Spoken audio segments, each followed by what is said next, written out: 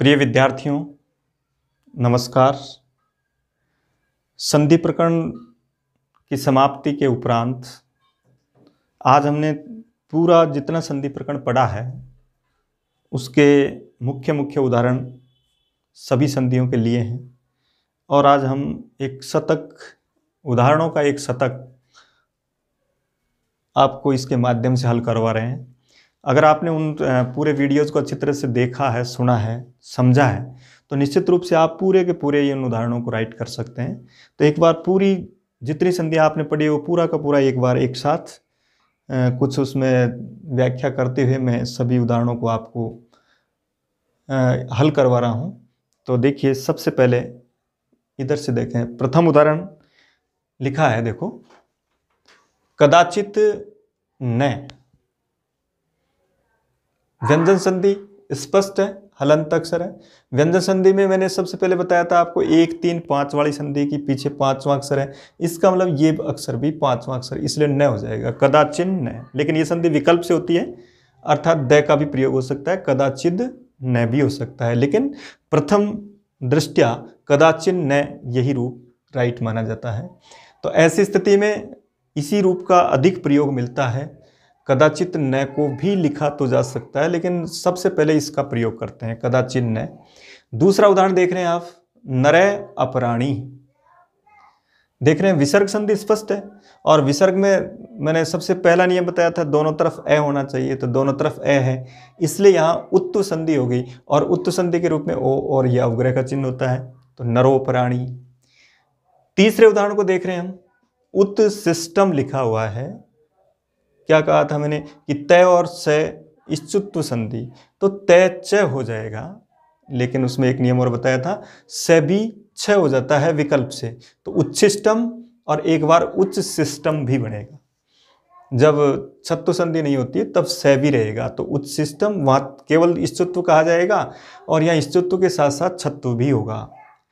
चौथा उदाहरण देख रहे हैं, प्रति प्लस उपकार। देख रहे हैं दोनों तरफ स्वर है और पहले स्वर में ई आ रहा है, इसका मतलब पहला नियम पढ़ा था यण संधि, ई के स्थान पर ये कर देंगे और पीछे जो स्वर है उसकी मात्रा का प्रयोग करेंगे, तो प्रत्युपकार है। इसके बाद अगला है कर्मणि एव। देख रहे हैं आप, बिल्कुल कर्मणि एव प्रत्युपकार एक ही संधि है।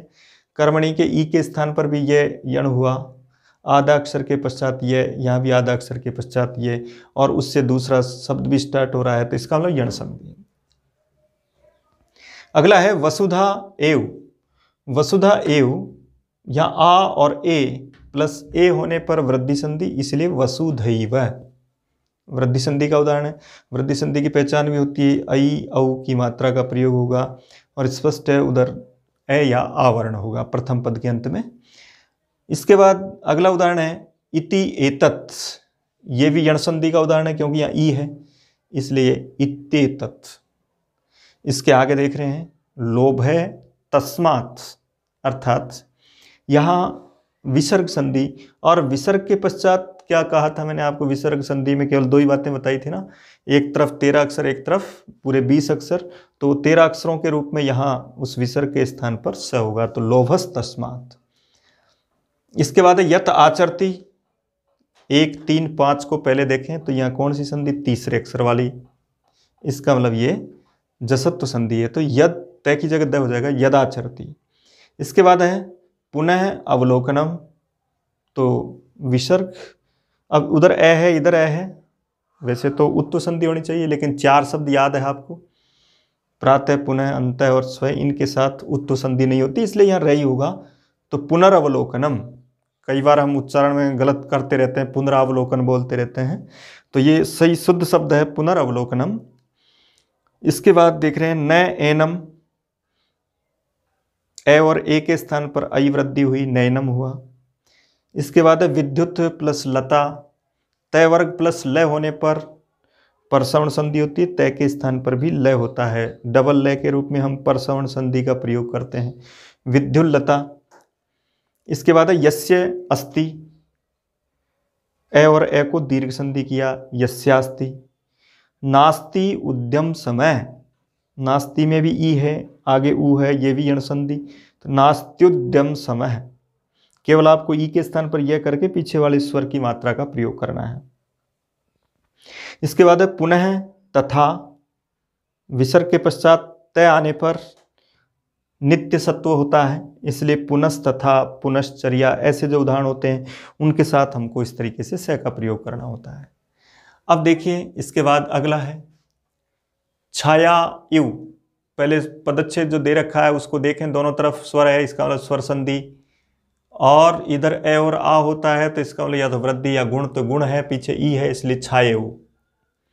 इसके बाद है भीरु प्लस यदि विसर्ग संधि। विसर्ग संधि में क्या बताया था आपको, अगर विसर्ग से इधर ए और आ नहीं है तब तो दो ही काम होंगे, या तो स या र, और स होता है 13 अक्षरों में तो यहाँ र होगा, इसलिए भीरूर यदि।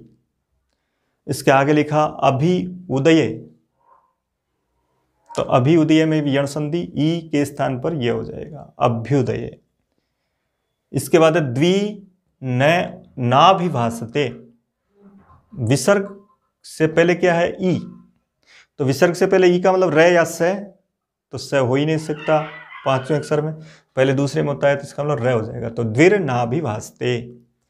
इसके बाद च अर्णवे, तो ए और ए को आ दीर्घ करेंगे चार्णवे। इसके बाद च अद्यैव, यहाँ भी दीर्घ संधि है, ए और ए को आ हो जाएगा चाद्यैव, और अद्य प्लस ए यहाँ वृद्धि संधि है। इसके बाद देखिए च इदम चेदम, ए और ई के स्थान पर गुण संधि। इसके बाद देखें द्रस प्लस त्वा, स मूर्धन्य और उसके साथ तय, तो तय को टय हो जाएगा दृष्टवा। ये थोड़े से कठिन उदाहरण इस तरह से माने जाते हैं क्योंकि हमारे सामने पूछ लिया जाता है कि दृष्टवा का संधि विच्छेद क्या है, तो कभी कभी हम थोड़ा सा उल्टा लिख देते हैं कि जैसे यहाँ ट्वा लिख दिया और यहाँ स दंते लिख दिया, ऐसा नहीं। इधर द्रस के स को मूर्धन्य से होता है पहले, तो दृष्टवा दृष्टवा याद रखें। ऐसे जितने भी उदाहरण होंगे जो अपन ने स्तुत्व संधि में पढ़े थे। इसके बाद अगला देखिए ही अंतक है, ई के स्थान पर यह होगा तो है में ये जुड़ेगा, ह्यंतक है। इसके बाद दीर्घ संधि का उदाहरण है मम आश्रित्य ममाश्रित्य। इसके बाद तस्य उद्गारई तस्योद्गारई। इसके बाद है पीत्वा अपि पीत्वापि। इसके बाद है ए और ए को दीर्घ हुआ, कै अयम, ए और ए है इसलिए पूर्व रूप हो जाएगा कोयम उत्तु संधि के रूप में। सम प्लस स्था ये व्यंजन संधि, और मैं आ रहा है तो मैं तो अनुस्वार वाला होता है इसलिए संस्था। सम प्लस गच्छध्वम, मैं को अनुस्वार किया संगच्छध्वम, लेकिन जब अनुस्वार परसवर्ण किया तो यंग हो जाएगा संगच्छध्वम। दोनों राइट है, संगच्छध्वम भी किया जा सकता है, संगच्छध्वम भी दोनों होते हैं। इसके बाद देख रहे हैं हम 31वां उदाहरण है एकम च, मैं की जगह अनुस्वार और अनुस्वार की जगह परसवर्ण। एकंच, जब परसवर्ण करेंगे तो एकंच हो जाएगा, और जब परसवर्ण नहीं करेंगे और इसको अनुस्वार रखेंगे तो एकम च। दोनों राइट है क्योंकि ये पद है और पद के रूप में अनुस्वार भी हो सकता है, अनुस्वार परसवर्ण भी कर सकते हैं। इसके बाद आगे देखिए निशेष, निशेष विसर्ग के स्थान पर विसर्ग भी, और उसके पश्चात विसर्ग के स्थान पर स भी होता है वासरी के नियम से। इसके बाद देखिए अपि आज्ञा, यहां भी यण संधि के रूप में ई के स्थान पर यह होगा तो अप्याज्ञा। इसके पश्चात है यतः त्वया, देख रहे हैं विसर्ग और विसर्ग के तुरंत बाद पहला अक्षर, इसका मतलब स करेंगे तो यतस्त्वया। वनात् माम, ये देख रहे हैं आप व्यंजन संधि का स्वरूप दिखाई दे रहा है, पीछे देख रहे हैं 5वां अक्षर तो ये 5वां कर दो वनान माम। 5वें अक्षर वाली संधि विकल्प से होती है तो दैवी हो सकता है वनाद माम, लेकिन पहले क्रम पर ये आएगा। इसके बाद है तव अर्हत है तवा रहत है, दीर्घ संधि ए और ए को आ हो जाएगा। सम्यक विनीय, देख रहे हैं आप व्यंजन संधि दिखाई दे रही है। क्या कहा था मैंने आपसे, व्यंजन संधि में सबसे पहले प्रथम तृतीय पंचम वाली संधि की तरफ ध्यान दें, तो ये व के साथ तृतीय अक्षर होगा तो ग हो जाएगा। सम्यक विनीय अर्थात जस्त्व संधि। इसके बाद है सर्व उपकार है, सर्वोपकार है, गुण संधि के रूप में ए और ऊ को ओ हुआ। इसके बाद है तपति आवर्णाय, अर्थात ई के स्थान पर यह करेंगे तपत्य आवर्णाय। इसके बाद लिखा सुरई हिमांशो, सुरैर हिमांशो, विसर्ग के स्थान पर र, क्योंकि सीधा विसर्ग से पहले इधर देखा ए और आ नहीं होने पर र कर दें और 13 अक्षरों में स कर दें। इसके बाद कवि राजते, विसर्ग के बाद र आ रहा है तो विसर्ग का लोप यानी र लोप संधि, ई बड़ा हो जाएगा, दीर्घ ईकार के रूप में प्रयोग करेंगे कवि राजते। कपि ईश्वर, ई और ई के स्थान पर दीर्घ हुआ दीर्घ संधि के रूप में कपीश्वर। कपि प्लस इमऊ, अब यहां देख रहे हैं आप ये कपि द्विवचन में है और द्विवचन में दीर्घ इकार है, इसलिए प्रगरीय संज्ञा होकर प्रकृति भाव हो जाएगा, यानी अच संधि का भाव, जो दीर्घ संधि प्राप्त होने जा रही थी उसका निषेध होगा और इसको हम प्रकृति भाव कहेंगे।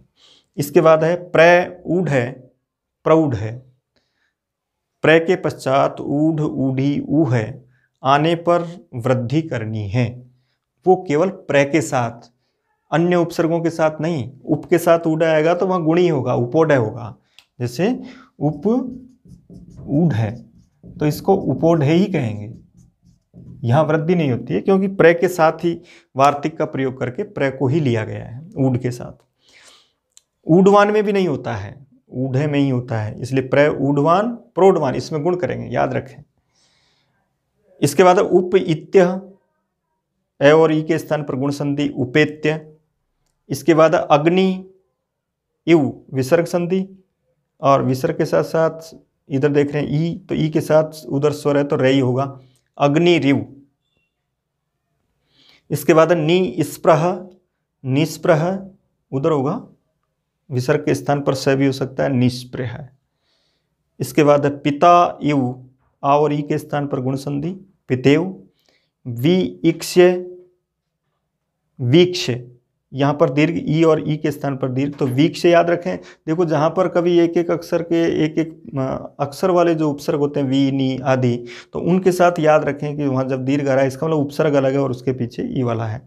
जैसे परीक्ष्य है, वीक्ष है, वीक्षक है, परीक्षक है, इनमें हमको इस तरीके से दीर्घ संधि का प्रयोग करना है। अब देखिए 51वां उदाहरण आगे।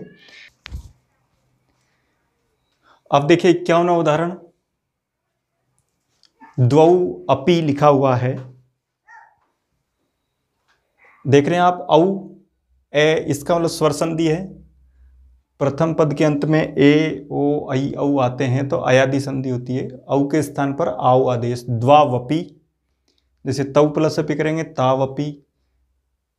जब दोनों पद पदांत के रूप में होते हैं तो वहां विकल्प से व का लोप भी होता है, इसलिए जब व का लोप होगा तो द्वा अपि, ये भी राइट है, इसलिए दोनों उदाहरण राइट होंगे।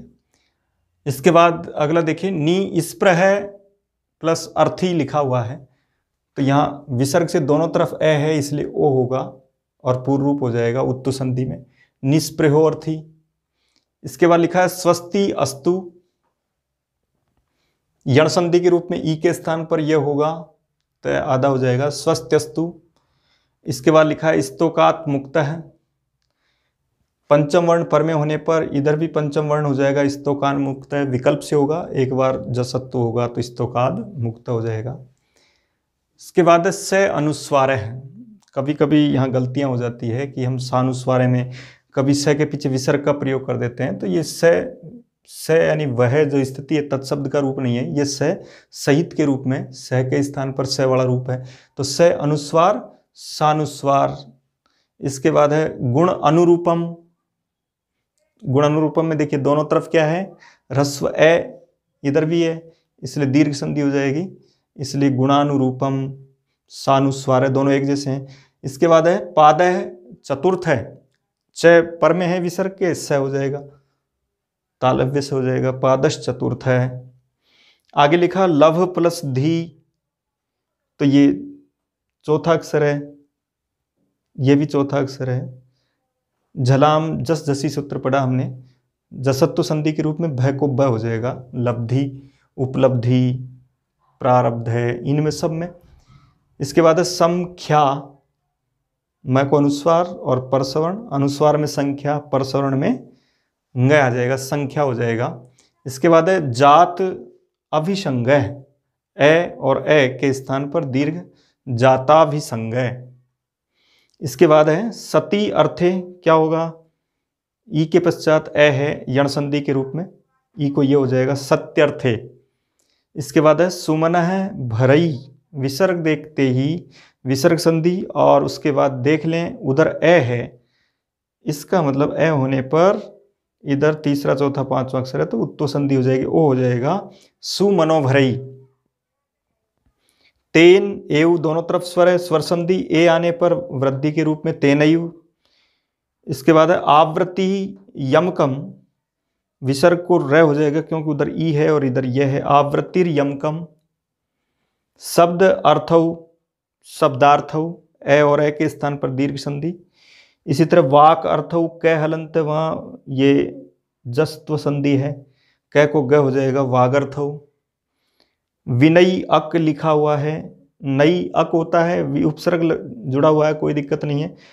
ऐ के स्थान पर आयादेश विनायक, अयादि संधि के रूप में प्रयोग करेंगे। इसके बाद देखिए 68वां उदाहरण है आगे, लंब उदरह, ए और ए के स्थान पर गुण संधि का प्रयोग करेंगे तो लंबोदर। इसके बाद है भूति ऐश्वर्यम, ई के पश्चात विसर्ग है, र हो जाएगा भूति रेश्वर्यम। इसके बाद देखिए सहस्र अक्षय, ए और ए को दीर्घ हो जाएगा सहस्राक्षय। उपेति, ए और ए के स्थान पर वृद्धि है, उपेति, हालांकि उपसर्ग के बाद एंग से प्रारंभ होने वाले जो क्रियापद होते हैं उनमें पररूप होता है, लेकिन एति और एदते में वृद्धि होती है, इसलिए यहाँ एति के साथ वृद्धि करेंगे उपेति।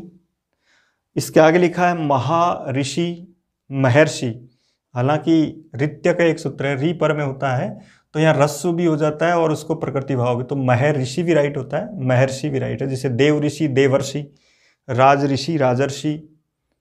इसके बाद अगला है पंचतंत्रात एव, पीछे स्वर है, तय है, तय को द हो जाएगा जस्तु संधि में, पंचतंत्रादेव।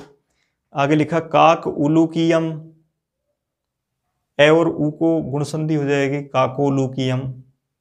इसके आगे लिखा है बही मुखा, विसर्ग के स्थान पर र की स्थिति है क्योंकि यहाँ पंचम वर्ण है, इसलिए बहिर्मुखा और इधर ई है। इसके बाद है चित्रगु अग्रम, ऊ के पश्चात ए है, यण संधि, ऊ के स्थान पर व कर देंगे चित्रग्वग्रम। इसके बाद है बालक है राजते, तो यहाँ देख रहे हैं आप ये विसर्ग के बाद र है, इसका मतलब र के बाद र है, लेकिन ये स के स्थान पर रू वाला र है, इसलिए यहाँ र लोप संधि नहीं होगी, यहाँ इसको उत्तो संधि होगी, बालको राजते। इसी तरह अब दोनों एक जैसे हैं, देखिए बालक राजते प्रातः राजते, लेकिन दोनों में अंतर है, ये रेफांत अव्यय है, तो रेफांत जो अव्यय हैं उनमें र लोप होगा, लेकिन जो रू होगा उसमें र लोप यहाँ नहीं होगा ए के साथ, इसलिए प्रातः राजते, इसमें र लोप हो जाएगा, दीर्घ हो जाएगा। इसके बाद है सम प्लस न्यास, मैं को अनुस्वार किया संन्यास, और जब उसको परश्रवण करेंगे तो संन्यास, ये भी राइट है। इसके बाद है जना गच्छन्ति, यहाँ विसर्ग का लोप करेंगे, जना गच्छन्ति, एक संधि पढ़ाई थी विसर्ग संधि मैंने आपको, यह लोप संधि कि आ के पश्चात विसर्ग आने पर विसर्ग का लोप होता है, उसके साथ केवल सत्व संधि हो सकती है, बाकी दूसरी संधि यह लोप संधि होती है। इसके बाद अतएव, ये भी बिल्कुल इस जैसा है, यहाँ विसर्ग का लोप यह लोप संधि है, अर्थात यह का लोप हुआ है, एक बार स्वर परे होने पर यह का लोप विकल्प से होता है। इसके बाद है कथा च, विसर्ग को यहाँ पर स हुआ, तालव्य से के रूप में कथाश्च हो गया। इसके बाद है साध्व अगच्छन, तो देख रहे हैं साध्व अगच्छन, दोनों तरफ ए है, इसका उत्तो संधि ओ हो जाएगा और पूर्व रूप हो जाएगा साधवो गच्छन। इसके बाद है हरि एतौ, संधि तो यण संधि होनी चाहिए क्योंकि ई के बाद ए असमान स्वर है, और असमान स्वर के बाद में हरि एतौ में हरि के दीर्घ इकार होने के कारण और द्विवचन होने के कारण इसमें हम प्रकृति भाव करेंगे, अच संधि का अभाव करेंगे। अब देखिए इसके आगे 85 नंबर का उदाहरण है वाक्मयम, वांगमयम, पीछे मैं पांचवा अक्षर और प्रत्यय का है, इसलिए निश्चित रूप से नियत रूप से नित्य रूप से यहाँ अनुनासिक संधि होगी वांगमयम। इसके बाद है आद्य उच्चारणम, ए और ऊ के स्थान पर गुण संधि होगी, आद्योच्चारणम। काव्य अमृतम, ए और ए के स्थान पर दीर्घ हो गया, काव्यामृतम। इसके बाद यमक उदाहरणम, ए और ऊ के स्थान पर गुण संधि होती है, ओ, यम को उदाहरणम। इसके बाद है पद्य आधारेण, ए और ए के स्थान पर दीर्घ संधि, पद्याधारेण। इसके बाद धन अधिपते, धनाधिपते, दीर्घ संधि के रूप में। एतत् आख्य, एतद आख्य, ते के स्थान पर दे, जस्तु संधि में। भो अनम, अयादि संधि, एच वायव, भवनम। इसके बाद है वने अपि, पूर्व रूप संधि, ए के पश्चात ए आ रहा है, पूर्व रूप करेंगे अगर पद है तो, और पद नहीं है तो अयादि रहेगी, इसलिए वने अपि पूर्व रूप संधि। पित्र ए, यहाँ यण संधि री के स्थान पर रहे, पित्रे। और इसके बाद है नव अवतार है, ए और ए के स्थान पर आ कर देंगे दीर्घ संधि, नवावतार है। और इसके बाद है नी अवेदयत, नी के ई के स्थान पर यह हो जाएगा नैवेदयत।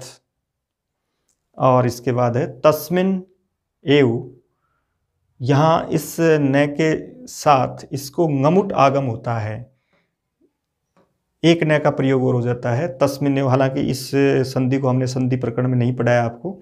इसमें ये याद रखना है थोड़ा सा कि ह्रस्व स्वर के पश्चात, ह्रस्व स्वर जब आता है ए ई उ री आदि, और इसके पश्चात अगर ये न न न आए और इधर कोई स्वर हो तो ये दित्व हो जाता है, इसको ngमुट का आगम हो जाता है। तो ये ngमुट आगम संधि है। अब ngम में न भी आता है तो नुट आगम भी हो सकता है, इसलिए तो याद रखें कि ण, ng और न, इनसे पहले ह्रस्व स्वर इधर हो और इधर कोई भी स्वर हो तो उसको उसी का आगम कर देते हैं, इसलिए डबल न। तो तस्मिन एव ngमुट आगम कह सकते हैं इसको। ngमुट में न भी आता है तो नुटागम भी हो सकता है, इसलिए तस्मिन एव, अस्मिन एव, ऐसे उदाहरणों में इस तरीके से करेंगे। इसके बाद है हंसी इव, यहाँ ई और ई के स्थान पर दीर्घ संधि हुआ तो हंसीव, हंसीव कृष्ण ते कीर्ति, है ना। इसके बाद है विष्णोर वाहनस्य, विसर्ग से पहले ओ है तो इसका मतलब र होगा, विष्णोर वाहनस्य, आगे वह है इसलिए। और अंतिम जो उदाहरण है लास्ट, प्रविष्ट, याद रखें जब प्रविष्ट, कष्ट, नष्ट, भ्रष्ट, दुष्ट इत्यादि जो शब्द है उनमें सब में प्लस तय के रूप में संधि विच्छेद करें, इधर आपको मूर्धन्य स लिखना है, इस तरीके से प्रविष्ट है। तो देखा होगा आपने, अगर आपने पिछले वीडियोस सब अच्छी तरह से सुने होंगे, पढ़े होंगे, देखे होंगे, तो निश्चित रूप से इन पूरे उदाहरणों को आप आराम से कर सकते थे, केवल एक उदाहरण को छोड़कर। इसका नियम यह है, इसके आधार पर इस तरह के उदाहरणों को भी हम कर सकते हैं। ऐसा भी आ सकता है, कारण आपका रीट में एक पैराग्राफ होगा और पैराग्राफ में तस्मिन एव, अस्मिन एव जैसे शब्द मिल सकते हैं, तो उसको ngमुट आगम या नुटागम के रूप में आपको उत्तर भरना है और उसमें उस न को 2 बार के रूप में लिखना है। इस तरह के किसी भी प्रयोग आने पर ngमुट आगम संधि करनी है आपको व्यंजन संधि की। तो इस तरीके से संधि के समस्त उदाहरणों को हम आराम से कर सकते हैं। अब आपको कल नया टॉपिक पढ़ाया जाएगा, उसमें अभी देखते हैं उपसर्ग के रूप में स्टार्ट कर सकते हैं या फिर उसको कोई दूसरे टॉपिक के रूप में, लेकिन जहाँ तक इससे संबंधित सरल से कठिन की ओर हम पढ़ना चाहते हैं। ऐसा नहीं कि हम स्टार्ट में समास पढ़ लें, तो समास से पहले हमको ये आना चाहिए कि वहाँ शब्द रूप याद है कि नहीं है, तभी तो हम विभक्ति का प्रयोग कर सकेंगे। तो उपसर्ग में शायद किसी की आवश्यकता नहीं पड़ेगी, इसलिए इसके पश्चात उपसर्ग पढ़ लेना चाहिए। तो अगला टॉपिक अपना उपसर्ग का रहेगा। अच्छी तरह से पढ़ें, क्योंकि उपसर्ग में भी ये पूछा जाएगा कि किस तरह के, ये कौन सा उपसर्ग हो सकता है, इस उपसर्ग का प्रयोग कहाँ हुआ है, कहाँ नहीं हुआ है। ठीक है, अगली क्लास में मिलेंगे।